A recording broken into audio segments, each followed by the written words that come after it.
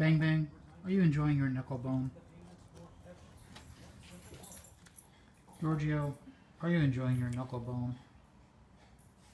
You can go back to your knuckle bone. Good boy.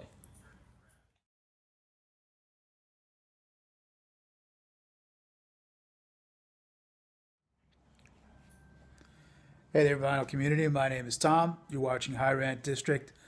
If you hear any chomping in the background, that's the dogs having fun with some knuckle bones.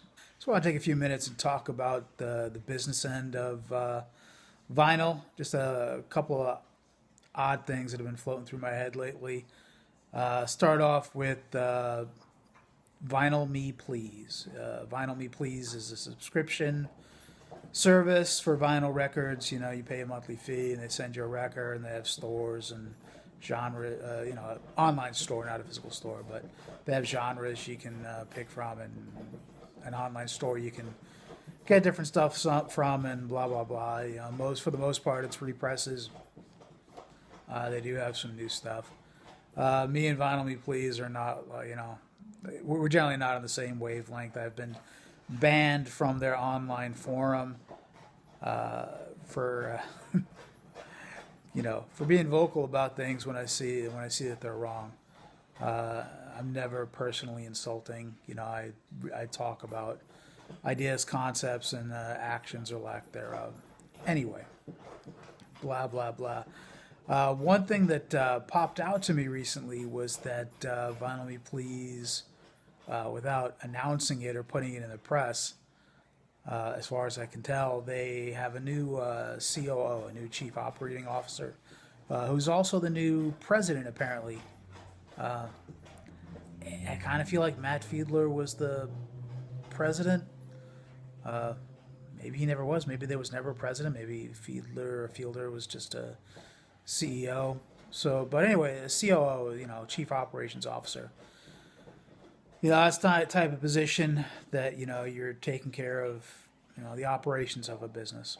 The operations of a business. I think it was some guy whose last name was Barnes, who was in charge of it previously. When I had a lot of issues with shipping, the timeliness of shipping, primarily the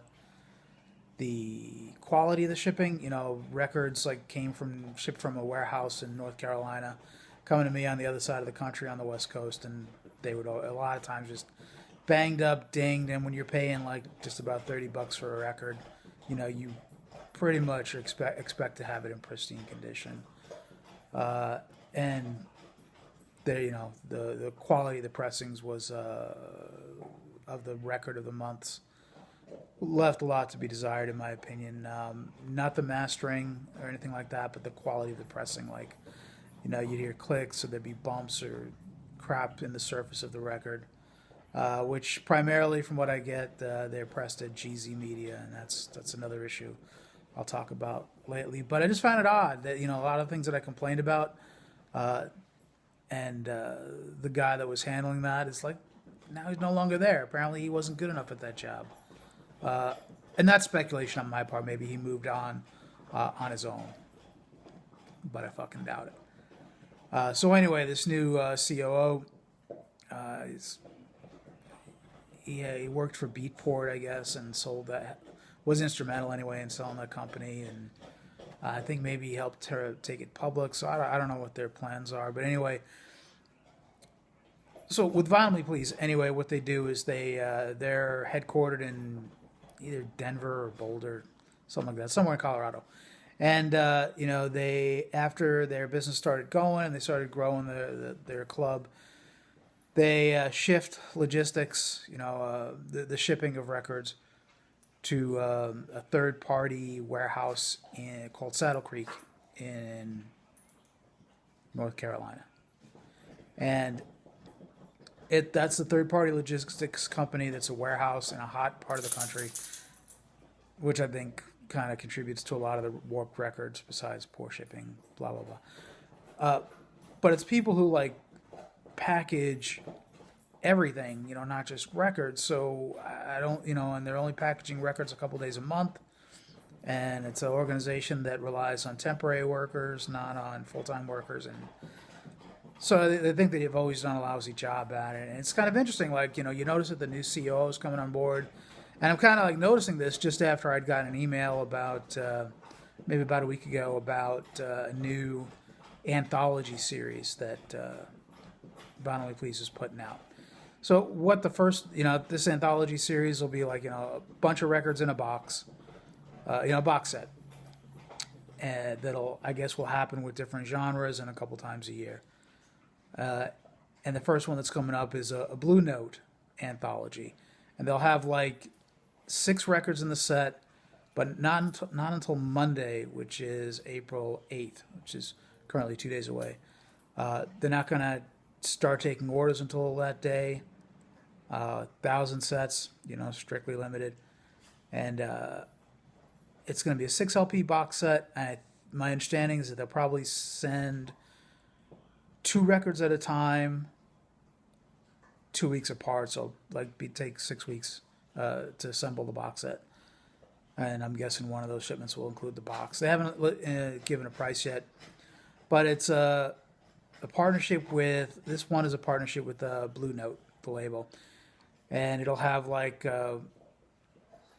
spanning like the 70 or 80 years Blue Note's been around. So it'll be like one record that's probably not been pressed or repressed in a while. And it's like one that's Bob, one that's hard Bob, one that's fusion, one that's modern, and whatever other genres there are. There's 6 of them. So anyway, like part of the selling point, interestingly enough, is that the records are going to be, instead of being shipped out of Saddle Creek warehouse in North Carolina, where all the records come from, they're going to be shipped from Denver. So apparently, I'm guessing the employees at the head office are going to be packing them themselves. So to me, that indicates that they clearly know they have a problem with shipping and delivering records, and so they're going to take this 1,000 unit set and probably use their local employees to carefully ship them and send them out. The email that went out to people on the Vinyl Me Please mailing list and the Blue Note mailing list, so I'm guessing whatever the price is, it'll probably sell quickly. It's 6 LPs. If I'm guessing they're going to charge around $250 for the set, maybe $299. And Blue Note jazz is really not my thing. It's not a big deal. But it's just interesting that after all these years, and I'll tell you, I looked on their forum. I can still read their forum. In their shipping thread, they're still, like, as of a couple weeks ago, people were still posting pictures of horribly packaged shipments, and quality control is just so awful. And Vinyl Please doesn't press the records; they're pressed to GZ Media in overseas somewhere. And the quality of the pressings, in my opinion, is generally poor. And it kind of the thing that's rubbing a lot of customers the wrong way is that they have like a limited, certain records. There's a limited amount of them. They have like a classic genre and a hip hop genre or whatever.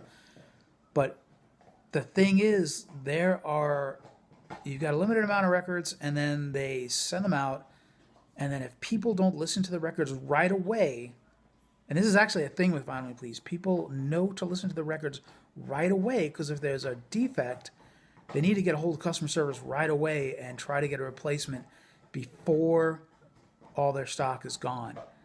And they use Smart Post for shipping their regular club genre records, and Smart Post is a FedEx thing that's anything but smart. It's extremely slow, especially if you're going across the country. So there are people, club members of theirs, that have not yet gotten the record, and so didn't even have a chance to see if there was a problem, if there was a defective record. And they're already out of replacements because, like, the people that live closer to the East Coast, in the United States, have already asked for replacements. Those replacements have gone out, and like the stock is dry. So, they end up giving people credits for when they have a defective record, and that's their solution. Their solution is not to press better quality records. And maybe this anthology series is a shift in a different direction, because not only is it a partnership with Blue Note, but they're also having it pressed at RTI which is in the United States and which is extremely high quality pressing, which makes me guess that it's probably going to be like $250 or so for a box of 6 records, maybe even $300. I mean, the potential is there that it could be like $199, a little over $30 a record, but it's unlikely. It's kind of a price gouging service, so I imagine it will cost $250, maybe $300. So that was just interesting stuff that I just came across about Vinyl Me Please. Talking about GZ Media, I made a post on Instagram. Not that I'm a grandfather, but when I'm on it, I call it Instagram. I posted me spinning my vinyl copy of the new Claypool Lennon Delirium record, South of Reality. 2 LP on splatter vinyl, cost me $31.99 shipped from ATO Records, which handles, the Claypool and Primus stuff. And right after I took that photo and sent it off, I started hearing a click. I'm like, what? So, I take a look at the record, and of course, it's got like one of those little bumps, like kind of embedded in the record. That's something that's not fixable. And I'm like, what the? And then I'm looking closely at it, and I'm like, oh, pressed to GZ. Go figure. So I ended up filing a PayPal claim and eventually getting ATO to, their shop, whatever it's called, to take the record back, give me a full refund, including shipping. So I got the $31.99 back, and then I bought on CD the Claypool Lennon Delirium album on CD for like $11 or $12 or whatever it is. And I'm not going to buy any more ATO stuff on vinyl. I'll just buy it on CD. I do prefer vinyl, but I've been shifting a lot to CDs. Lately, it's my money goes so much further. I mean, for $31, I can buy, easily 3 brand new CDs of new music, and I find that I'm listening to a lot more music lately that's new to me because I'm putting the same amount of money towards music. Well, maybe a little bit less, but I'm putting a lot of it towards CD. It's got to be really kind of exceptional, or it's an odd thing to say, or from Bandcamp. I buy a lot of vinyl through bands on Bandcamp. Typically small pressings, and seem to never ever have a problem with them.